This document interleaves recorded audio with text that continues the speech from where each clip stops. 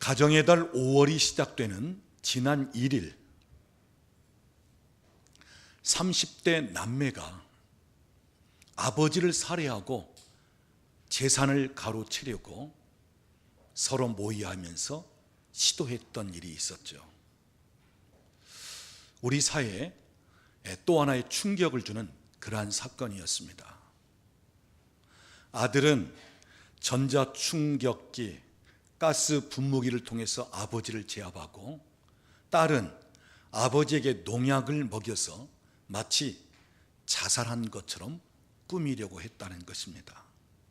처음에는 한 10년 정도 별거하고 있는 아내도 그 어머니도 함께 가담을 하다가 죽이는 것만은 아니다 그렇게 생각하여 말렸는데, 이 남매가 어머니까지 죽이려고 했다는 것입니다.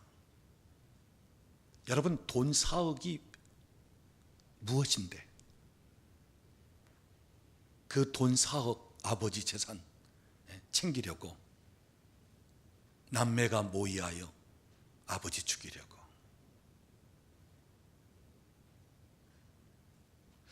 갈수록 우리 가정이 이렇게 변질되고 있다고 하는 사실이에요. 돈 때문에, 자기 이권, 욕심 때문에. 오늘 우리들의 가정은 어떠한가? 가장 편하고, 아무리 허물이 있고 실수가 있고 부족해도 덮어줄 수 있고 아끼고 사랑하고 용납할 수 있는 곳, 가족, 우리 가정. 그런데 점점 변질되어 가고 있다고 하는 사실입니다. 부모와 자녀와의 관계는 갈등 관계가 되어지고, 우리의 가정은 편하기보다는 부담스럽고, 때로는 우리의 가정이 오히려 참 힘든 장소로 변해가고 있다고 하는 사실이에요. 물론 갈수록 말세가 되면 그렇게 되게 되어 있습니다. 왜냐하면 사랑이 식어지기 때문에. 또한 마태복음 10장 21절에도 보면 장차 형제가 형제를, 아버지가 자식을 죽는 데 내어주고 자식들이 부모를 대적하여 죽게 하리라. 이 말씀은 예수님께서 하신 말씀입니다. 마지막 때가 되면 형제끼리, 부모 자녀끼리 죽이고 대적하고 이러한 시기 되어진다고 하는 이야기입니다. 그래서 오늘날 우리 가정은 참 몸살을 앓고 있습니다. 또 눈에 보이진 않지만 가족 간의 관계가 깨어지고 갈등을 겪고 있는 그러한 가정입니다. 우리가 가전제품을 사면요, 그 안에 제품 설명서가 꼭 들어 있습니다. 이 제품은 220V 전압 또는 100V든지 220 프리입니다. 또 이렇게 사용하십시오. 또는 이렇게 조립하십시오. 그리고 주의사항, 이렇게 하면 안 됩니다. 자, 제품 설명서가 반드시 들어있어요. 그 제품 설명서에 따라서 기계를 사용하면, 제품을 사용하면 얼마든지 편안하게 잘 사용할 수 있습니다. 그런데 그 제품 설명서를 무시하고 자기 마음대로 기계를 조작하든지 제품을 만지든지 그러다 보면 망가질 수도 있고 또 사용되지 못할 수도 있습니다. 여러분, 우리 가정도 마찬가지입니다. 하나님께서 가정을 만드시면서 가정의 제품 설명서, 가정의 매뉴얼, 성경적인 말씀을 주셨단 말이에요. 그런데 이 말씀에서 벗어나기 때문에, 이 성경적인 말씀이 가정에서 지켜지지 않고 있기 때문에 오늘날 가정은 깨어지고 가정은 몸살을 앓고 가정은 점점 힘들어지고 있다고 하는 사실입니다. 그래서 오늘 저는 성경적인 가정, 특히 부모와 자녀 간에 성경은 우리에게 뭐라고 말씀하고 있는가? 하나님은 우리 가정에 어떠한 제품 설명서, 이 가정의 설명서를 우리에게 허락하고 계시는가 하는 말씀을 살펴보려고 하는 것입니다. 먼저 오늘 본문을 보면 하나님께서 자녀들에게 말씀하고 계십니다. 우리 1절 말씀을 같이 읽어보겠습니다. 자녀들아, 주 안에서 너희 부모에게 순종하라. 이것이 옳으니라. 자녀들에게 첫 번째 요구하시는 말씀은 부모에게 순종하라는 것입니다. 그러면 왜 순종하라고 하는 것일까? 왜 자녀들은 부모의 말씀에 순종해야 하는가? 첫째는 부모는 자녀들보다 지혜가 있기 때문입니다.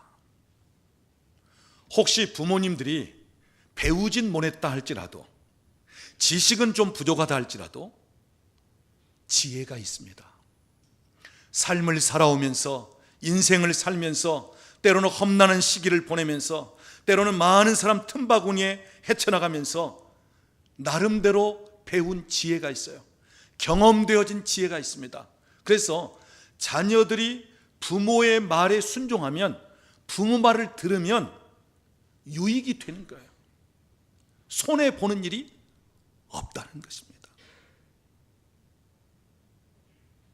성경은 노인들에게 가서 배우라 그랬습니다. 왜요? 노인들은 지혜가 있다는 말씀이에요. 오랜 인생을 살아오면서 지혜가 있습니다. 또 위로부터 전수에 내려오는 이야기들을 들으면서 지혜가 있어요. 그래서 노인들에게 가서 지혜를 배우십시오. 저도 이제 나이가 들어가지만 그래도 연세 드신 목사님들 가까이 할 때가 있습니다. 그러면 그분들은 한마디 그냥 하시는데 우리 젊은 목사들에게 참 아주 좋은 지혜로운 말씀들이 주어질 때가 있는 거예요. 왜요? 다 겪어보았기 때문에. 오랜 목회를 통해서 많은 사람들을 겪어보고 많은 어려운 일들을 다 겪고 지나왔기 때문에 한마디 한마디 하시는 말씀이 우리 젊은 목사들에게 참 위로가 되기도 하고 어느 때는 참 지혜가 되는 그런 말씀들. 그래서 자녀들이 부모의 말씀에 순종해야 될 이유는 부모님들은 자녀보다 훨씬 지혜가 있기 때문에 그 말씀에 순종하면 유익이 되면 됐지 손해보는 일이 없다는 것입니다. 그 다음 두 번째는 왜 부모의 말씀에 순종해야 하는가? 이 세상 그 누구보다 부모는 자녀를 생각하고 자녀를 위하기 때문에. 그래서 부모들의 말씀은 자녀를 위하는 말씀이지 절대로 자녀를 낭패보게 하거나 자녀로 하여금 실패하거나 자녀가 못되게끔 하는 말씀이 없다는 것입니다. 여러분, 세상에서 가장 나를 사랑해주고 나를 아껴주고 나에게 좋은 것을 주려고 하는 분이 누구예요? 여러분, 부모님입니다. 어찌 보면 부모는 자기가 살아오는 인생 중에 많은 부분을 자식을 위한 삶을 살고자 한단 말이에요. 어떻게 하면 좋은 것을 먹일까? 어떻게 하면 잘 되게 할까? 어떻게 하면 나보다 좀 더 나은 인생을 살 것인가? 어떻게 하면 행복한 삶을 살게 할 수 있지? 어떻게 하면 내 자식은 더 나보다 건강하고 나보다 더 잘 되고. 이게 부모의 마음이에요. 그러니까 부모가 자녀에게 일러주는 그 이야기들은 자녀에게 정말 복이 되고 유익한 말씀이기 때문에 자녀들은 부모의 말씀에 순종할 필요가 있다고 하는 사실입니다. 그래서 여러분, 부모님 말은 하나도 틀린 것이 없어요. 그리고 알고 보면 하나하나가 다 유익함이 되고 복이 되는 것입니다. 그래서 자녀들은 부모의 말씀에 순종하라고 말씀하고 있는 거예요. 그러나 오늘 본문 1절 말씀 보면 순종에 있어서 한 가지 단서를 붙이고 있습니다. 주 안에서 순종하라는 것입니다. 이것은 하나님의 말씀의 테두리 안에서 신앙생활을 잘 할 수 있는, 하나님을 잘 경유할 수 있는 그 안에서 순종하라는 것입니다. 예를 들자면 부모님이 아무리 나를 사랑하고 나를 아낀다 할지라도 신앙생활 하는 데 있어서 방해하는 식이라면 그것까지 수용하라고 하는 건 아니에요. 정말 하나님이 복 주시고자 하는 곳을 향하는데 부모님이 그것을 가로막고 그것 아니라고 할 때는 그것까지도 순종하라는 이야기는 아닙니다. 여기 주 안에서 순종하라. 어느 때는 갈등이 빚어질 수도 있지만 나중에 가서는 오히려 부모님께도 가정에도 큰 복이 되기 때문에 주 안에서 순종하라 하는 말씀입니다. 그 다음 자녀들에게 하나님께서 요구하시는 두 번째 항목은 무엇입니까? 오늘 본문 2절 말씀 보면 내 아버지와 어머니를 공경하라 그랬습니다. 여기 공경이라고 하는 말은 하나님께 쓰이는 말과 같아요. 우리가 성경을 보면 하나님을 경외하라 하는 말씀을 하고 있죠. 그 경외하라고 하는 말과 공경하라고 하는 말은 비슷한 선상에 있습니다.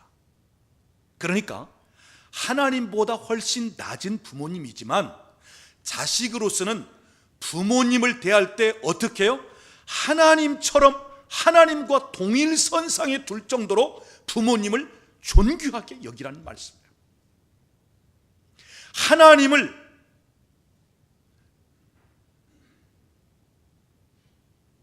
무작정 마치 하나님을 무조건식으로 섬기는 것처럼 부모님에게 대해서도 적극적으로 그렇게 하라는 것입니다. 자, 중요한 사실은 오늘 여기 내 아버지와 내 어머니를 공경하라 하면서 그 앞에 어떤 조건도 달고 있잖아요. 너희 부모가 너를 그만큼 사랑하기 때문에 내 부모를 공경하라? 그렇지 않습니다. 내 부모가 다른 부모보다 인격적이고 훌륭하거든 내 부모를 공경하라? 그렇게 하지 않습니다. 너의 부모가 너를 위하여 많은 유산을 물려줄 수 있는 상태에서 내 부모를 공경하라? 그렇지 않습니다. 너의 부모가 많이 배웠고 학식도 있고 인격적으로 훌륭하고 너에게 아무런 상처를 주지 않았기 때문에 내 부모를 공경하라? 그렇지 않습니다. 어떤 조건도 앞에 붙이지 않습니다. 이 말씀은 너에게 혹 많은 상처를 줬다 할지라도 내 아버지와 어머니를 공경하라는 말이에요. 너에게 사랑을 듬뿍 주지 못했을지라도 너의 아버지와 너의 어머니를 공경하라는 말이에요. 너에게 많은 재산을 물려주지 못한다 할지라도 너의 아버지와 어머니를 공경하라는 말이에요. 너의 아버지, 너의 어머니의 인격과 성품이 대단하고 훌륭하지 못한다 할지라도 내 아버지와 어머니를 공경하라는 말이에요. 배웠던 못 배웠던, 훌륭하든 그렇지 못하든, 많은 재산을 통해서 공급해 주었던 그렇지 못하든 부모님에 대해서는 무조건적으로 공경하라는 것입니다. 그 이유가 무엇입니까? 오늘 3절 말씀 보면 네가 잘 되고 땅에서 장수하리라는 것입니다. 부모님에 대하여 그렇게 공경할 때 하나님께서 잘 되게 축복하시고 땅에서도 장수할 수 있도록 복을 주시겠다는 것. 이것은 생명만 장수를 이야기하는 것이 아니고요, 내가 어떤 지위에 있든 내가 어떤 신분이든 내가 무엇을 가졌든 그것을 오래도록 누릴 수 있는 그러한 장수를 허락하겠다는 것입니다. 여러분, 나에게 상처를 주고 나에게 잘못하고 내게 실수하여 나에게 너무너무 좋지 않은 추억을 남긴 부모님을 위해서가 아니에요. 나를 위해서 하나님이 지금 주시는 말씀이에요. 나 잘 되게끔, 나를 복되게끔 하기 위해서 주시는 말씀이 오늘 여기 2절 말씀입니다. 예를 들자면 예수님이 우리에게 말씀하시기를 내 원수까지라도 사랑하라, 너를 미워하는 자를 위해서 용서하라. 여러분, 왜 용서하고 왜 사랑하라는 것일까요? 아니, 그 힘든 원수를 왜 사랑하라고 하는 것일까요? 도저히 이 용서할 수 없는 사람을 왜 용서하라고 하는 것일까요? 원수를 위해서 주시는 말씀이 아니에요. 용서하고 사랑하는 자를 복되고 하나님이 더 놀랍게 축복하기 위해서 그 말씀을 주시는 거예요. 용서하는 그 사람을 복되게 하기 위해서. 그렇다면 오늘 자녀들로 하여금 존중할 수 없고 혹 공경할 수도 없는 부모님이 있다면 그래도 그 부모님을 공경하라고 하는 말씀은 무엇 때문일까요? 자녀를 축복하기 위해서. 오늘 하나님께서 나를 축복하기 위해서 주시는 말씀이 바로 오늘 여기 2절 말씀입니다. 부모님을 공경하는 데 있어서는 그분이 어떻느냐 그게 아니에요. 무조건 공경하라는 거예요. 나를 낳아주고 나를 길러서 나라고 하는 존재가 있게 된 것이 하나님께서 부모를 통해서 오늘 나를 여기에 존재할 수 있기 때문에 바로 부모에 대해서는 무조건적으로 공경하라는 것입니다. 그래야만 하나님께서 그 인생을 책임지시고 하나님께서 땅에서 무엇을 하든지 잘 되게끔 할 것이고 장수하여 누릴 것을 말씀하고 있는 것입니다. 사랑하는 자녀들이여,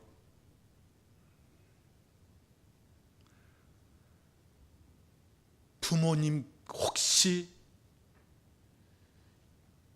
여러분에게 상처를 준 것이 있다면, 잘 되게끔 하려고 한 것이 여러분에게 상처요 억압이 된 것이 있다든지, 때로는 인생을 살다 혹 실수한 부분이 있다 할 때 여러분 용서하십시오.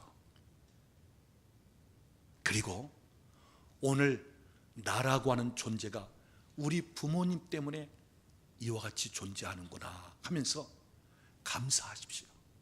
그리고 순종하고 공경하려고 하십시오. 그럴 때 하나님께서 여러분을 잘되게 하시고 여러분으로 하여금 장수하게 할 줄로 믿습니다.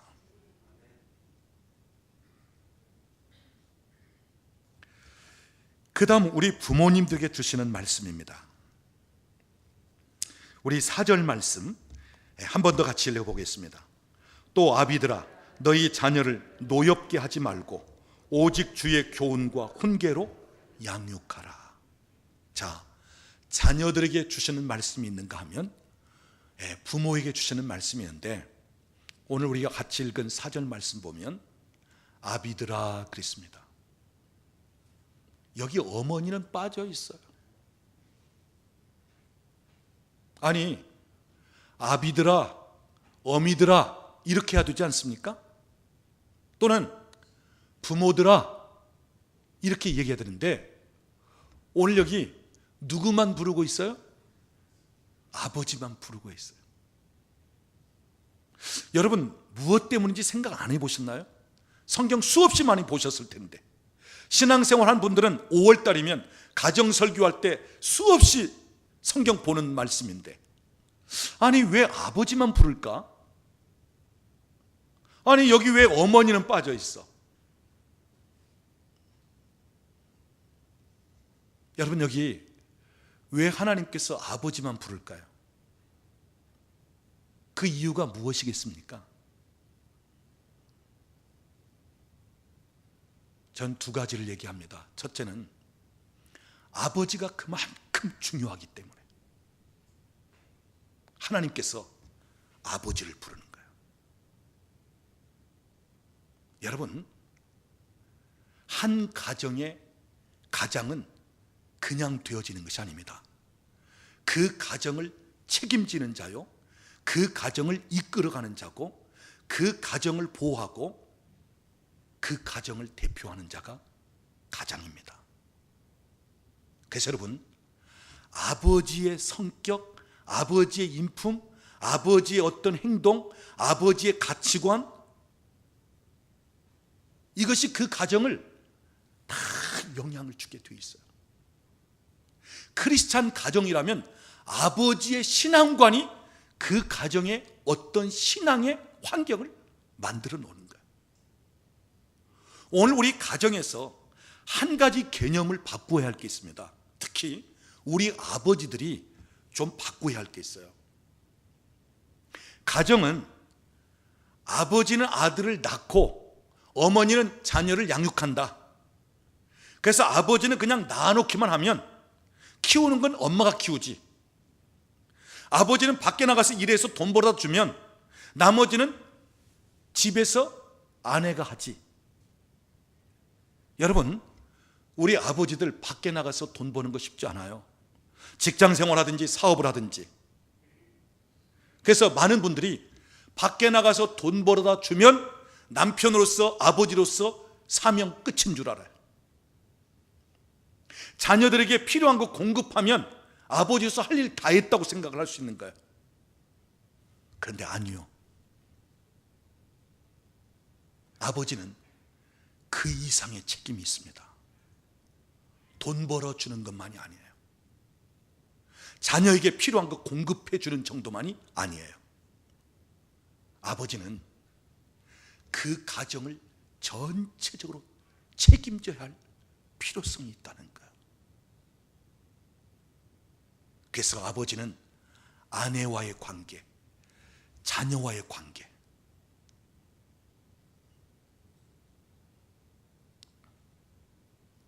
어찌 보면 하나님을 대리하여 하나님을 나타내는 사람이 아버지입니다. 우리가 하나님을 부를 때 아버지 하나님 하고 부릅니다. 그 아버지 하나님이 오늘 가정에 아버지를 통해서 투사되기를 원하는 거예요. 그 사랑 많으신 하나님이 아버지를 통해서 그 사랑이 투사되기를 원하고요, 그 오래 참고 기다리시는 하나님이 아버지를 통해서 나타나기를 원하고요, 친밀하게 다가와서 대화하기를 원하시는 하나님이 아버지를 통해서 나타나기를 원하고요, 어떤 실수할지라도 용납하는 하나님이 아버지를 통해서 나타나기를 원하는 거예요. 그러니까 하나님은 아버지를 통해서 우리의 영적인 아버지인 하나님을 나타내고 자녀들에게 투사하기를 원하는 거란 말씀이에요.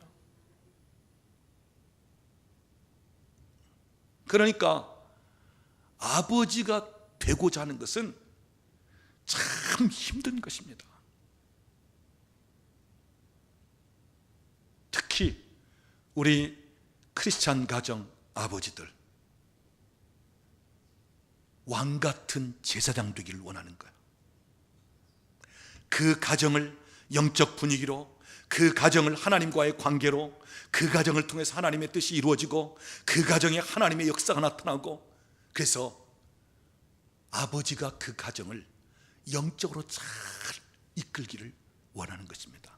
여러분, 우리가 구약 성경을 보면 족장시대 아버지가 하나님께 예배하는 자요, 아버지가 자녀를 위해서, 가족을 위해서 기도하는 자요, 아버지가 자녀를 위해서 축복하는 자요. 오늘 하나님은 아버지를 통해서 그냥 돈이라 벌어서 자식들 공급하는, 돈이라 벌어서 아내에게 갖다 주는 그 정도가 아니라고요. 아버지가 하나님 앞에 제사장처럼 서면서, 그래서 아버지가 자녀를 위해서, 아버지가 아내를 위해서 남편으로서 기도하면서 축복할 수 있는 아버지가 되기를 원하고, 그리고 영적으로 잘 이끌어갈 수 있는 아버지가 되기를 원한다는 말씀이에요. 오늘날 함께 살고는 있지만 아버지가 부재한 가정처럼 되어 있는 가정이 많아요. 아침에 얼굴도 못 보고 출근합니다. 그 다음 저녁에 밥도 함께 같이 못 먹습니다. 어느 때는 밤중에 들어오는 것을 보지도 못하고 애들이 자고요. 그래서 아빠를 볼 시간이 별로 없어요. 이 아버지들이 마치 하숙생처럼 그냥 집에 와서 잠자고 먹고 그냥 나가는 식. 물론 너무너무 바쁘잖아요. 너무 힘들잖아요. 우리 아버지들의 수고를 모르는 게 아닙니다. 근데 성경은 아내에게 남편으로서, 자식에게 아버지로서 더 다가가기를 원하는 것입니다. 그래서 그냥 피로만 채워주고 그치는 것이 아니라 내 자녀의 고민이 무엇인지, 내 자녀가 무엇 때문에 힘들어하는지, 때로는 자녀와 함께 시간을 보내주고 또 그들을 이해하고,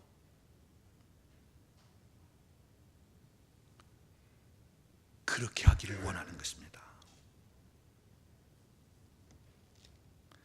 그런데 오늘날 많은 아버지, 어머니가 남편으로서 아내에게 어떻게 해야 되는지, 아버지로서 자식에게 어떻게 해야 되는지, 아내로서 남편에게 어떻게 해야 되는지, 어머니로서 자녀에게 어떻게 해야 되는지 사실 잘 모르는 가운데 결혼을 한 거예요. 그러니까 자식 사랑하는 마음이 있고 아내 감사하고 고맙다는 마음은 있는데 어떻게 표현할 줄을 모르는 거예요. 어떻게 관계를 맺을 줄을 모르는 거예요. 왜? 옛날 우리 부모님으로부터 안 받아봤고 못 배웠으니까. 여러분, 옛날 우리 아버지 어머니들 자식 사랑하는 마음 지금보다 더했어요. 더 애지중지했습니다. 그런데 어떻게 표현할 줄을 몰랐잖아요. 특히 우리 아버지들. 그렇게 속으로는 사랑하고 이뻐하고 속으로는 그렇게 위하면서도 표현 못했잖아요. 요즘 젊은 아빠들이야 뭐 애들한테 완전 노예예요. 요즘 젊은 아빠들은 노예. 그러나 옛날 우리 아버지들은 그러하지 않았단 말이에요. 이뻐할 줄도 모르고 사랑한다는 말도 표현 못하고 얘야 참 고맙다 뭐 이 표현을 못했단 말이에요. 하는 것이 있다면 뭐밖에 없어요? 혼내끼고 야단치는 것밖에 없어. 공부 잘하라고. 그것이 자식 위하는 길이니까. 조금 잘못하면 실수하면 너 이거 바르게 해야 된다고. 왜? 남에게 책 잡히기 않게 하려고. 그러니까 아버지들은 무섭고 혼내끼는 분. 그래서 옛날에 아버지가 집에 들어오면 같이 오붓하게 있다가도 다 뿔뿔이 흩어져서 제 방으로 들어가는 거예요. 아버지에게는 대화하기 힘들고 가까이 다가가기 어려운 당신.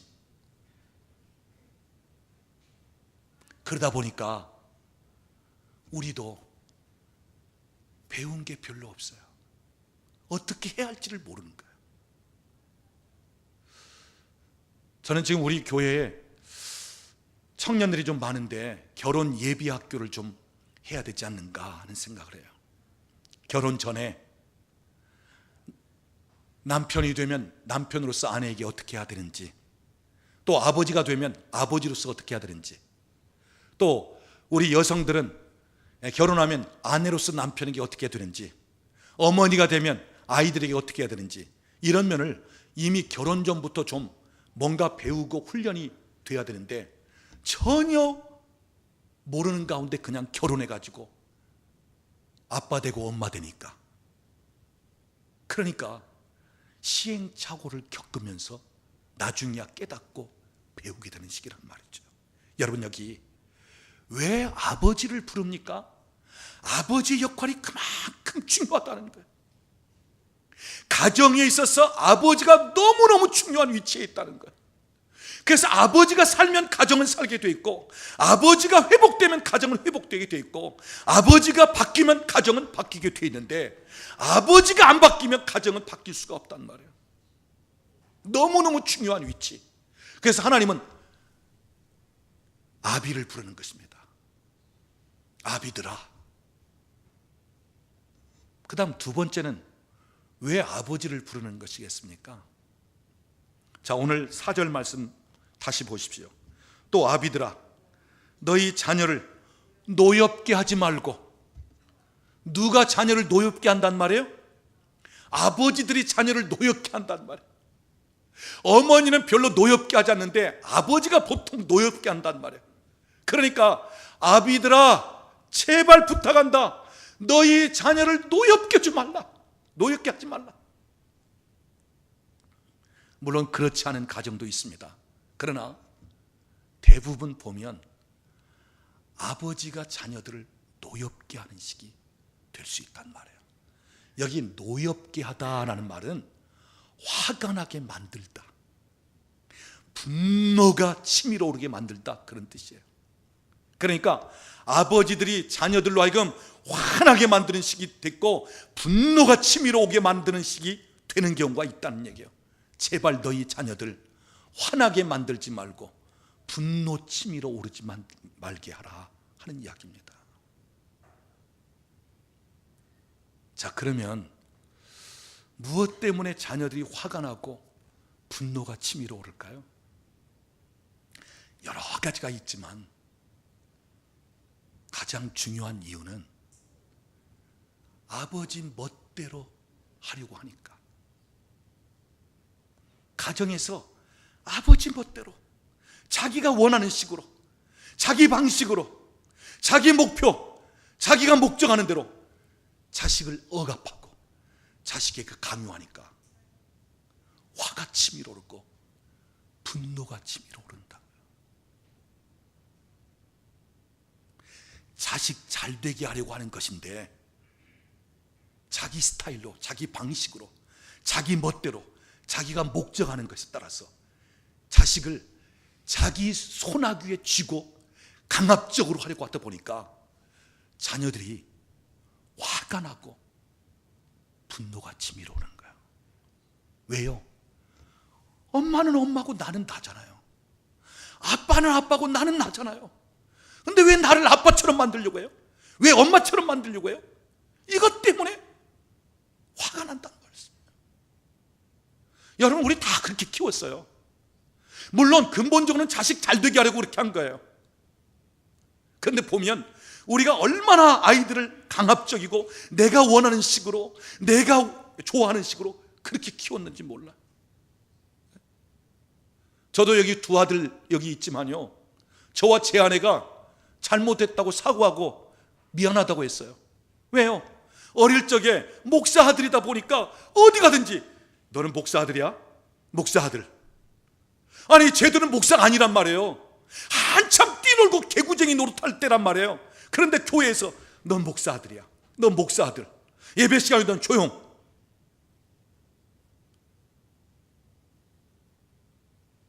아니, 목사는 난데, 목사 사모는 제 아내인데 애들도 목사같이. 그러니까 얼마나 스트레스를 많이 받았겠어요. 얼마나 그 강압적이고 그랬겠어요. 왜요? 교인들 앞에 너 조금이라도 이러면 안 돼. 교인들 보기에 넌 이래야 돼, 저래야 돼. 그래, 참 미안하더라고요, 우리 아들들한테.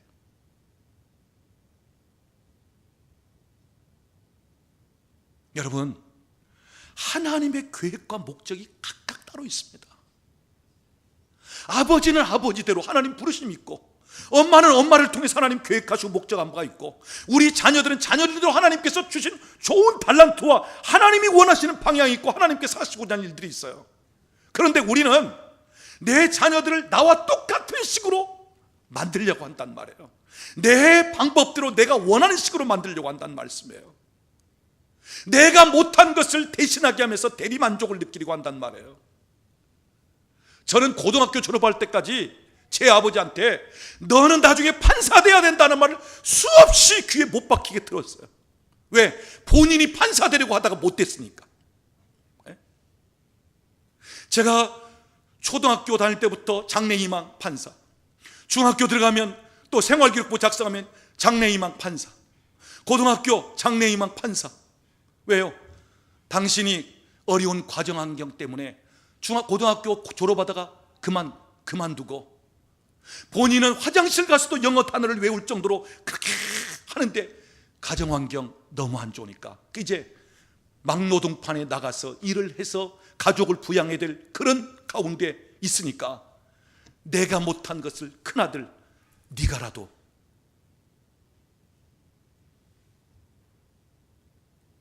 여러분, 자녀는 내 소유가 아닙니다. 하나님께서 내 아이들을 통해서 뭘 원하시는가? 하나님이 저들의 인생을 어떻게 펼쳐가기를 원하시는가? 어떤 목적을 갖고 계시는가? 그래서 오늘 성경은 어떻게 하라고요? 내 생각대로, 내 멋대로, 내 방법대로 내가 원하는 식으로 자녀들을 키우지 말고 주의 훈계와 교양으로 양육하라. 하나님이 원하시는 방향으로, 하나님이 저들을 인정하시는 대로, 하나님께서 목적하시는 대로 저들을 잘 안내하고 인도할 자가 부모라는 말씀이에요. 내가 원하는 식으로 내 아이들을 키우는 게 아니라 하나님이 원하시고 하나님께서 이끄시고자 하는데 나는 인도자가 되고 안내자가 되고 내가 도움이 되어지면 우리 부모로서는 할 일이 끝났다는 말씀이에요. 그렇게 하라는 것입니다. 근데 우리는 마치 내가 자녀들의 주인 노릇하면서 내 마음대로 내 생각대로 그냥 강요하고, 그래서 우리는 자녀들에게 때로는 얘야, 내가 너를 사랑한다고 내가 너를 잘 되라고 한 것이 내가 너를 너무 억압하고 강요했단다. 미안해, 잘못됐다, 용서해 줘. 그럴 필요성이 있다고 하는 사실입니다. 저는 이렇게 생각합니다. 우리의 가정, 아무리 복잡하고 힘든 세상이 될지라도 서로 부모와 자녀 간에 감사할 것을 찾기 시작하면 얼마든지 회복되고 얼마든지 아름다운 가정이 될 수 있다고 생각을 합니다. 우리 부모로서는 그래도 아들아, 내 곁에 같이 있는 것이 참 고맙고 감사하다. 우리 집에서 네가 태어나 우리 가족이 된 것 너무너무 행복하고 감사하다. 너 잘 자라준 것 그건 너무 감사해. 너 믿음으로 하나님을 기억하면서 살 수 있다는 것이 감사해. 네가 지금 하는 일에 그래도 나름대로 최선을 다하고 있는 것 너무너무 감사해. 너 건강하게 해준 것만도 감사해. 그래서 자꾸 감사를 찾는다. 오늘 우리 자녀들이 부모님에 대해서, 부모님 나를 낳아주시고 나를 길러주셔서 오늘 내 이 모습이 되어 있어요. 부모님들 아니면 내가 이 땅에 어찌 태어날 수 있겠습니까? 내가 존재하게 된 것, 그것 감사해요. 내가 부모님 밑에서 태어난 것 감사해요. 오늘 같이 한 식구 되어 한 가족으로 같이 있는 것 감사해요. 나를 생각하고 나를 위해 주는 것 너무너무 감사해요. 때로는 위하고 생각하는 것이 나에게 상처가 되는 면도 있지만 그래도 부모님의 그 마음 깊은 곳에는 나를 향한 그 마음과 나를 생각하는 것이 있기 때문에 그래도 내가 감사해요. 부모님 살아계신 것 감사해요. 여러분, 이 감사만 되어진다면, 오늘 우리 자녀와 부모 간에 서로가 감사가 되어진다면 얼마나 아름답게 회복되어지고 얼마나 복된 가정이 되겠냐는 것입니다. 오늘 여기 계신 우리 사랑하는 자녀들이요, 부모님 두고 계시다면 부모님 살아계실 때 기쁘게 해드리십시오. 나중에 세상 떠나고 난 다음에 땅을 치고 후회한들 소용이 없습니다. 살아계실 때 여러분이 잘하십시오. 오늘 성경은 죽어서 잘하라고 하지 않습니다. 살아계실 때 잘하라. 죽은 다음에 제사장 차려놓고 상다리 부러지게 그렇게 한들 아무것도 돌아가신 분들이 손댈 수 없는데, 살아계실 때 여러분, 부모는요 자식의 말 한마디 그 감사를 통해서도 얼마나 행복하고 얼마나 신바람 나는지 몰라요. 자녀가 부모에 대해서 고맙고 감사하다는 표현, 그 말 한마디에 부모들은 오늘도 신바람 나면서 오늘도 얼마나 기분 좋게 일할 수 있는지. 지난 어버이날 우리 아들들이 저에게 메시지를 보내왔어요. 어릴 적에는 목사 아들 된 것이 너무 스트레스였고 너무 부담되는 면이 있었습니다. 그런데 지금은 아빠, 엄마에 대해서 존경하고 누구 앞에서도 자랑하고 싶습니다. 그리고 아빠, 엄마, 아들 된 것이 너무 감사합니다. 하나님 앞에서, 부모님 앞에서 정말 멋지게 살아가겠습니다. 감사하고 사랑합니다. 여러분, 문자 장문 보내는 거 돈으로 따지면 얼마예요? 그런데 그 문장, 몇 문장이, 그 문자, 그 몇 마디가 부모를 너무너무 행복하고 기쁘게 해주는 거예요. 여러분, 꼭 엄청난 그 무엇이 아닙니다. 엄청 큰 무엇? 아니에요. 감사하고 고맙다는 말 한마디가, 때로는 내가 좀 잘못되고 부족할 때 미안해요, 죄송해요, 그 한마디가 얼마나 우리의 가슴을 찡하고 울리는지 모릅니다.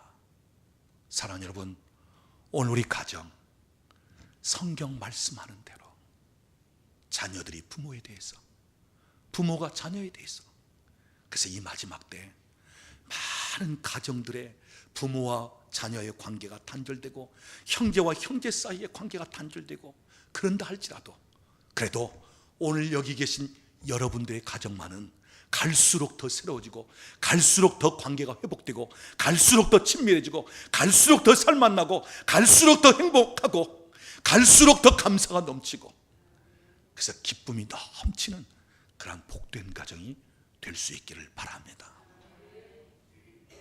세상 아무리 많은 것 있으면 무엇하겠습니까? 세상 아무리 많은 사람들 거느리고 있으면 무엇하겠습니까? 내 가족, 그 가족으로부터 인정받지 못하고 가족끼리 서로 사랑하지 못한다면 그 무엇하겠습니까? 오늘 저와 여러분의 가정이 하나님 말씀하신 대로 이 말씀에 따라 믿음으로 살고자 하는 가운데 참 복되고 놀라운 그러한 가정이 될 수 있기를 우리 주님의 이름으로 축복합니다.